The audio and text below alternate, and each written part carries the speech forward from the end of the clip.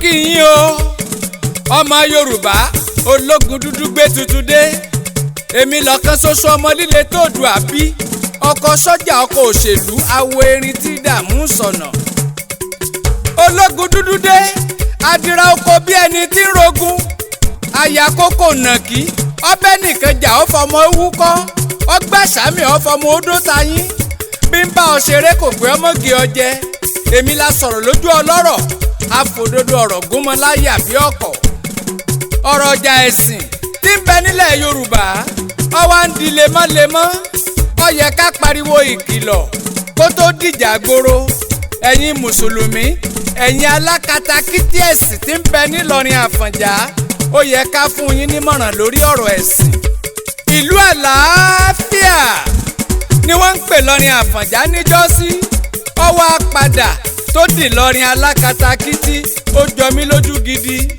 ojoojúmọ́ ṣáá ogun ni ẹ̀yin kẹ̀dẹ̀kọ́ lẹ́ni ẹ̀sìn Ìsìláàmù lárúbáwá tó ní gan kì í jà àwọn àgbààgbà àwọn aṣáájú yín táwa mọ̀ ní kékeré nígbà tí mo wà ní pínísín ṣe bí mo gbèlú Ìlọrin àwọn bàbá tó já ṣáájú ẹlẹ́sìn nílọrin Àfọ̀njá wọn kì í ṣoníjàgídíjàgan àwọn ọ̀gbọ́njú pé wọ́n ń jagun ẹ̀sìn ṣé bá ti ẹ̀dẹ̀ wá ti rí nínú yín tó lọ léèwé ṣé bá ti ráwọn ọ̀làjú nínú yín tí wọ́n ń lọ sílùú òyìnbó ẹ lọ Saudi Arabia ẹ lọ wo bí wọ́n ti ń ṣe àwọn dìdìrìn tó lọ sí Mẹ́kà wọn ò tún rọ́gbọ́n kọ́ ẹ̀sìn àjèjì ọwọ́ aṣọ wọn di húlàhúmọ̀ kí ló dé ní 2021 ẹ dojú ogun kọ gbogbo kírísítẹ́nì nílọrin àìmọye ilé olúwa tẹ́ ẹ bàjẹ́ àìmọye ṣọ́ọ̀ṣì tẹ́ ẹ wó palẹ̀ tẹ́ ẹ jó wọ́n lọ sí Anglican Church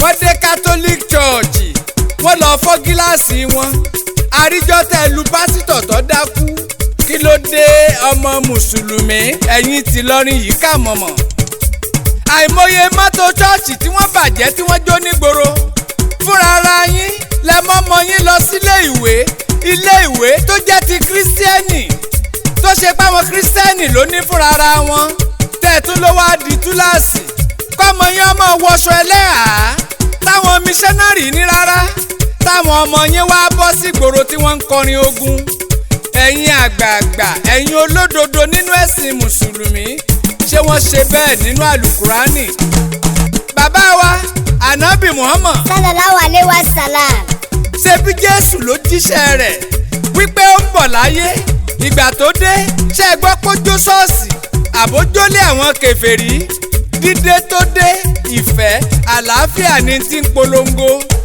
àwọn ọmọ ẹ̀yìn ànábì kì í ṣe jàǹdùkú jẹ́jẹ́ ni wọ́n ń lọ wọn kì í jà sọ́mọ mùsùlùmí òdodo lẹ́yìn wọ̀nyí sá ẹ̀yin tẹ́ ẹ bẹ̀rẹ̀ sí dàgbòrò rú nílọrin ẹ̀yin àgbààgbà mùsùlùmí ẹ fura àwọn èpò kan tí ń bẹ nínú àlìkámà ẹ múra gidigidi ẹ mójú táwọn wèrè ọmọ yín tí ń bẹ̀sìn mùsùlùmí jẹ́ ẹ̀sìn tó dáa lẹ̀sìn Islam àmọ́ bí tí wọ́n ti rá katakítí tí wọ́n ń ṣe àwọn ọmọ olè wọ́n fẹ́ sásá bẹ́ẹ̀ sì kí wọ́n mọ̀ fọ́ ṣọ́ọ̀bù kí wọ́n mọ̀ dàlúrú kí wọ́n mọ̀ fọ́lé onílé ọmọ olè bàráò àwọn kàńdá tí ń bẹ nínú ìrẹsì ẹ̀sìn wọ̀nyí ó yẹ ká ẹ ṣiṣẹ́ tó pọ̀ ẹ gbójú wọn síta kí gbogbo ayé ó dá wọn mọ̀ àwọn ìran màtàsínì tí wọ́n ń bẹ ní Kánò níjọ́ tí wọ́n ti wọ̀lú Ìlọrin ìlú alálàáfíà nílọrin Àfọ̀njá ẹ wá fẹ́ sọ́dìlú jàǹdùkú àwọn mùsùlùmí gidi wọ́n dákẹ́ wọ́n sì ń wò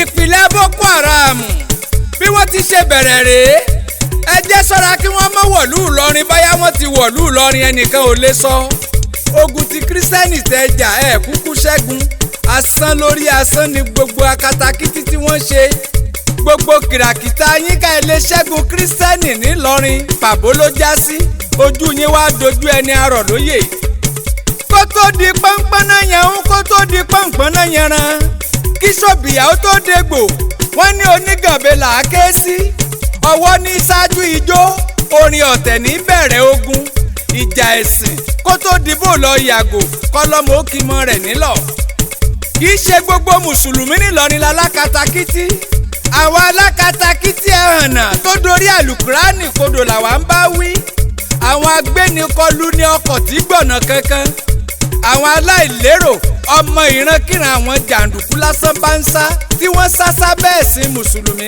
ká já wọn lọ́rẹ́ ò léèwọ̀. wọ́n lógun oníṣẹ̀ṣe lẹ tún fẹ́ mọ̀ jà. ẹ̀yin bàbá ẹ̀yin màmá ẹ̀yin olódodo mùsùlùmí ẹ̀yin tẹ́ ẹ nímọ̀ ẹ jáde ẹ rọ́wọ́ àsí báwọn èpò tí ń bẹ nínú àlìkámà kọ́rọ̀ ẹ̀sìn tí ń bẹ nílẹ̀ yìí ó tó yíwọ́. tó bá dogun tá a pa ọlọ́pàá ò lè ka. ẹ kìlọ̀ fáwọn kèfèrí tí ń pera wọn ní mùsùlùmí ẹ jẹ́ mọ́ finá sórí òrùlé sùn. olúwa wọ́n lè ní kí wọ́n mọ́ ṣẹ̀ṣẹ̀ ṣe nílọrin. àfọ̀njá bàbá wa gan tó dá lọrin sílẹ̀ tó pe gèrè álímì pé kó wá fúnràn lọ́wọ́ oníṣẹ̀ṣe lòun gangan lára kó tó wá di pólókódolè ṣe bẹ́sìn àbáláyé ni wọ́n ń sìn níbẹ̀. ṣé ládẹrin tó dá ìlú ìlọrin àfọ̀njá sórúkọ fúlàní ní jẹ́ ládẹrin? bàbá wa emir Sùlù Gàmbàrí ṣe bá a rí nínú ọmọ rẹ̀ tó ṣe pé Kọ́lápọ̀ ló ń jẹ́ sórúkọ fúlàní nìyẹn. àwọn dìdìrín àwọn òmùgọ̀ sí ọ. ẹni kí wọ́n mọ́ bọ̀ sùn nílọrin odò tẹ́ ẹ ti lọ lé wọn bóyá lẹ́tí ẹ̀ mọ̀ pé Yemọja lodò ọ̀hún jẹ́ odò Yemọja. wọ́n ní kí wọ́n mọ́ bọ̀ sùn lódò Yemọja àwọn dìdìrín àwọn òmùgọ̀. sódò Yemọja wá jẹ́ odò sẹ́mìsẹ́mì kọ́ bọ́lọ́gbọ́n bá ronú wòye ọmọ pé jẹ̀bi ni. ṣé ẹ tiẹ̀ bá gbá ẹ bọ́ àbẹ́ẹ̀rẹ́ yẹlé níbẹ̀ tí wọ́n fi ṣètùtù sódò. èké ni yín ẹ̀yin alákatakítí ọ̀pọ̀ nínú yín la dẹ́bọ. ṣé bára yín lára àfáà tí wọ́n ń tẹfá tí wọ́n ń tẹyanrìn tí wọ́n ń ṣètùtù tí wọ́n ń gbewúrẹ́ tí wọ́n ń gborí ẹja. ọ̀pọ̀ ifá ń bẹ nílé ẹlòmíì gbogbo yín pátápátá la dẹ́bọ. tẹ́ ẹ bá lọ pààyàn nílọrin bí wọ́n ṣe pa Dèbórà lórí ọ̀rọ̀ ẹ̀sìn níjọ́sí nílẹ̀ Yorùbá ìgbà yẹn lẹ́mọ̀ pé gèrè álímì kọ́ ló ní lọ́rin. ìṣẹ̀ṣe ti wà kẹ́ ẹ tó gba ẹ̀sìn Islam. ṣé bá a rí wèrè kan lórí ayélujára tó ní Jésù wo okú àgbàdo alágbàdo ó jalè níbẹ̀ yẹn olórí burúkú akọ ẹṣin. ó tún ní Olúwa lọ tú kẹ́tẹ́kẹ́tẹ́ wípé tún jalè níbẹ̀ yẹn. ǹjẹ́ ẹ gbọ́ kí kírísítẹ́nì ó fún lésì Olúwa wa tó jara rẹ̀ gbé. bẹ́ẹ̀ kẹ̀ Jésù kọ́ ló wọ oko àgbàdo alágbàdo àwọn ọmọ ẹ̀yìn Jésù ló wọ oko àgbàdo. kẹ́tẹ́kẹ́tẹ́ tí Jésù ní kí wọ́n lọ tú wá tó ní tí wọ́n bá rẹ́ni tó bi wọ́n léèrè kí wọ́n sọ pé Olúwa ní í fi ṣe. kò bá wa bá Bíbélì débi tí ó ti ṣàlàyé wípé Jésù mi gùn kẹ́tẹ́kẹ́tẹ́ ọ̀hún lọ sí Jerúsálẹ́mù tán. ìgbà tó ṣe tán ní Jerúsálẹ́mù wọ́n dá kẹ́tẹ́kẹ́tẹ́ padà sóríṣo. àwọn èèyàn tó bá ní làákàyè tó nímọ̀ ìjìnlẹ̀ ló yẹ kó máa sọ̀rọ̀ nípa ẹ̀sìn. mọ́sálásí ń bẹ ní Jerúsálẹ́mù chọ́ọ̀chì ń bẹ ní Saudi. ẹ lọ sí Abu Dhabi ẹ lọ wo mọ́sálásí ńlá tó ń bẹ ní Abu Dhabi bóyá ẹ̀yin mùsùlùmí Ìlọrin ò gbọ́. Mary Mother of Jesus Christ lórúkọ mọ́sálásí yẹn. wọ́n ní kí wọ́n lè máa rántí Maria wúndíá ṣáà lè ríru mọ́sálásí bẹ́ẹ̀ ní Kwara. ṣé bá a rí nínú yín tó lọ sí mọ́sálásí Mary ìyá Jésù tó lọ kírun? àpẹẹrẹ rere ni wọ́n fi lélẹ̀ ní Saudi. wọ́n kọ́ sínágọ́gù táwọn olórìṣà ti ń jọ́sìn. wọ́n kọ́ ṣọ́ọ̀ṣì wọ́n kọ́ mọ́sálásí sójú kan ṣoṣo. gbànàmí yín wá dẹlẹ́rù ẹ̀yin wèrè ajínigbó wá dọkọ ẹni. irú ẹ̀sìn Ìsìláàmù wo lẹ̀yin ń ṣe ní Nàìjíríà? ẹ̀yin alákatakítí mùsùlùmí tí ń bẹ nílọrin àfọ̀njá ẹ lọ sọ́ra yín gidigidi. tẹ́ ẹ bá dógun ẹ̀sìn sílẹ̀ ẹ ṣàbámọ̀ rẹ̀ tó gún bá tán. mùsùlùmí ń bẹ lẹ́pẹ́ oníkùránì wọn ò yáyé lẹ́nu. mùsùlùmí ń bẹ níjẹ̀bú àti kèfèrí àti kírísítẹ́nì àti abọ́gibọ̀pẹ̀ ni wọ́n bá wọn ṣojúde ọba ẹ lọ rè béèrè. ó wá yé mi pé ẹ̀sìn lẹ́yìn ń sìn ẹ̀sìn lọ́hùn ìfẹ́ lọ́lọ́hùn àlàáfíà lọ́lọ́hùn aláforíjì lọ́lọ́hùn. àwọn lárúbáwá tó lẹ́sìn gangan wọ́n ń bá gbogbo ayé gbéni nínú ìrẹ́pọ̀. ìṣẹ̀ṣe làkọ́bí Olódùmarè. wọ́n ti ń ṣe òrìṣà nílẹ̀ Egypt kí Jésù pẹ̀lú ànábì wa Muhammad tó dé. wọ́n bá bàbá ńlá wọn nídìí òrìṣà ni. èyí tó ṣe é parun wọ́n parun, èyí tí ò ṣe é parun wọ́n gbójú kúrò níbẹ̀.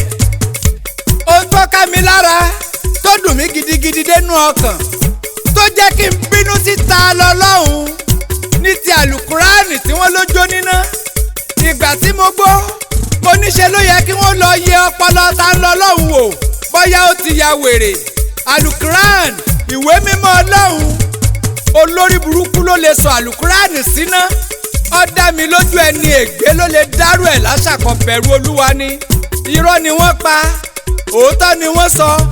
tí wọ́n bá sọ wípé ìwé ọlọ́run làlùkùránì sọyẹ kárẹ́ni tó lè sọná sírú ìwé bẹ́ẹ̀. ìwà wèrè gidi ní ta lọ́lọ́hún hù.